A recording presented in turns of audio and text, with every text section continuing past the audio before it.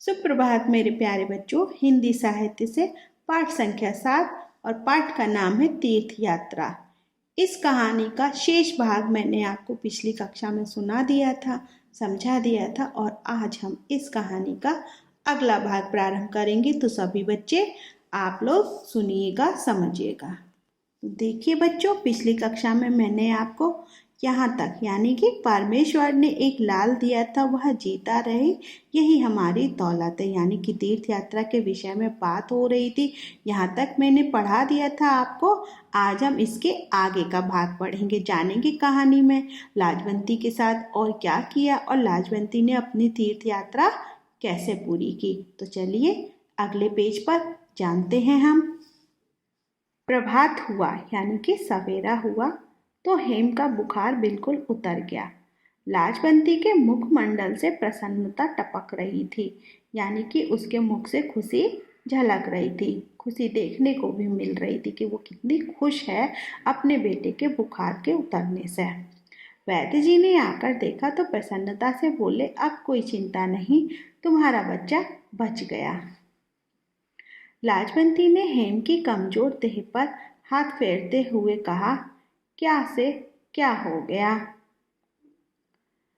वैद्य जी ने लाजवंती की ओर देखा और रामलाल से बोले, यह सब इसी के परिश्रम का फल है, यानी कि जो भी हुआ वह सब इसी के परिश्रम का फल है।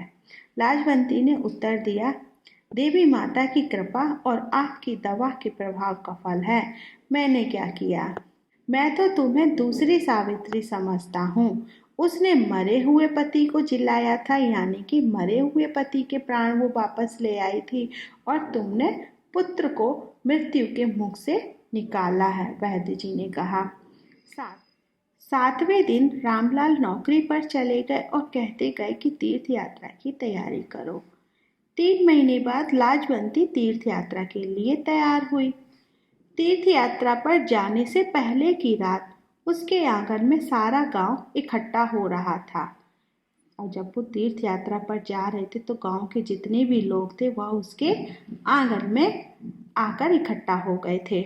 झांझें और करतालें बज रही थीं, ढोलक की थाप गूंज रही थी, यानी सब लोग खुशी मना रहे थे, खुश हो रहे थे उनकी तीर्थ यात्रा की सुनकर। ढोलक की थाप गूंज रही थी, स्त्रियां गाना गा रही थीं, गाती बजाती थीं। दूसरी तरफ कहीं पूरियां बन रही थी तो कहीं हलवा, यानी पूरी और हलवा ले जाने के लिए लोग खा पी कर आराम करने लगे। लोगों को विदा करके लाजवंती चलने की तैयारी में लग गई। अब उसने बक्से में जरूरी कपड़े रखे, गले में लाल रंग की सूती माला पहनी, माथे पर चंदन का लेप किया, गौ एक पड़ोसिन को सौंपी और उससे बार बार कहा, इसका पूरा ध्यान रखना, मैं जा रही हूँ मगर मेरा मन गौ में रहेगा, यानी कि मेरा मन गौ यानी गाय में रहेगा। गाय की चिंता भी उसे बनी रहेगी कि मेरी गाय कैसी है। सहसा किसी ने सिसकी भरने की आवाज़ सुनाई दी, यानी कि सहसा सिसकी, जैसे रोडे पे सिसकी आती है ना, रोते हैं चुपके चुपके से, ऐसी ही आवाज़ सुनाई दी। लाजवंती के कान खड़े हो गए। उसने चारों तरफ देखा मगर कोई दिखाई नहीं दिया। लाजवंती छत पर चढ़ गई और पड़ोसिन के आंगन में झुककर जोर से बोली, माँ हरो,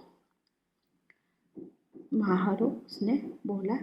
कुछ देर सन्नाटा रहा, फिर एक चारपाई से उत्तर मिला, कौन है लाजवंती? आवाज में आंसू मिले हुए थे। चारपाई से जो उत्तर मिला वो पूछा, कौन है लाजवंती? तो उसकी आवाज थी वो आंसुओं से भरी हुई थी। आगे बढ़ते हैं।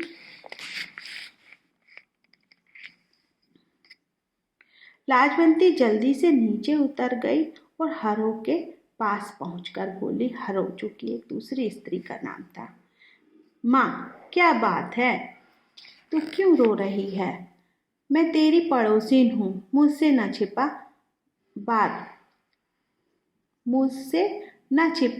बता ना तुझे क्या दुख है? हरो ने दुखी होकर पूछा, क्या तुम उसे दूर कर दोगी?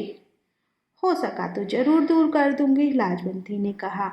हरो थोड़ी देर चुप रही, फिर धीरे से बोले, कुंवारी बेटी का दुख खा रहा है, रात रात भर रोती रहती हूँ, जाने यह नाव कैसे पार लगेगी।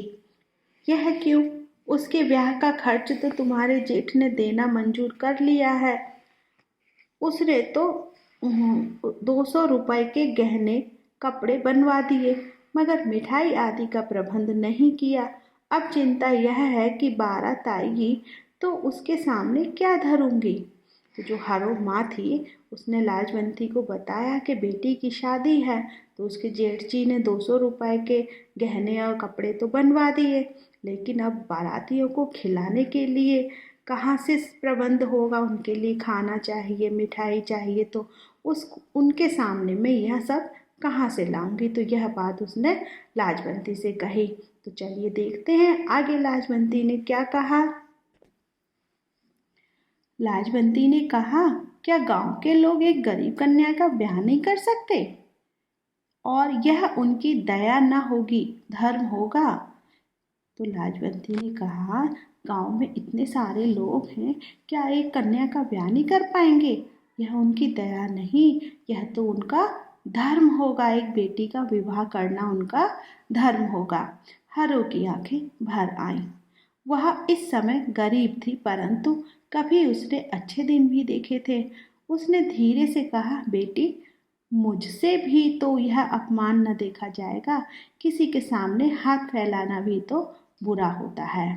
तो उसने कहा, मुझसे यह अपमान नहीं देखा जाएगा कि किसी के सामने हाथ फैलाकर किसी से कुछ मांगा जाए, तो मुझसे यह अपमान नहीं देखा जाएगा।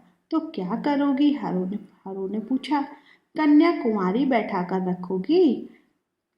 भगवान की यही इच्छा है, तो मेरा क्या बस है, उसे लेकर कहीं निकल जाऊंगी। हारून ने बोला कि भगवान की यही इच्छा है तो मेरा क्या बस है, मैं उसे कहीं लेकर निकल जाऊंगी, ना कोई देखेगा ना कोई बात करेगा।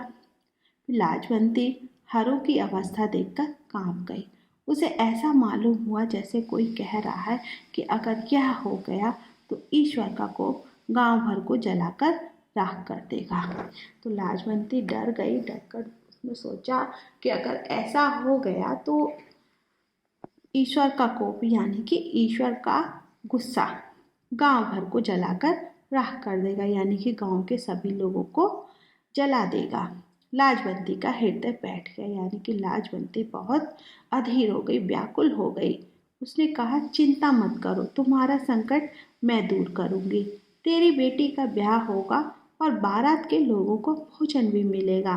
तेरी बेटी तेरी ही बेटी नहीं, मेरी भी बेटी है। तो लाजवंती ने हारू माँ से बोला कि तुम चिंता मत करो, तुम्हारी बेटी का ब्याह जरूर होगा और बारात के लोगों को भोजन भी जरूर मिलेगा। तुम्हारी बेटी तुम्हारी नहीं, मेरी भी बेटी है। हारू की आंखों में कृतज्ञता के आंसू झलकने लगे। कुछ समय पहले तक लाजवंती तीर्थ यात्रा के लिए अधीर हो रही थी। वह सोचती थी हरिद्वार, मथुरा और वृंदावन के मंदिरों को देखकर उसका हृदय कली की तरह खिल जाएगा। यानी कुछ समय उसने तीर्थ यात्रा की मन्नत मानी थी, तो तीर्थ यात्रा के लिए वो व्याकुल हो रही थी। वो सोच भी रही थी कि हरिद्वार जाएगी, मथुरा जाएगी, वृंदावन के मंदिरों को देखकर उसका हृदय खिल जाएगा। मगर जो आनंद उसे इस समय प्राप्त हुआ वह उस कल्पित आनंद की अपेक्षा कहीं अधिक बढ़ चढ़कर था।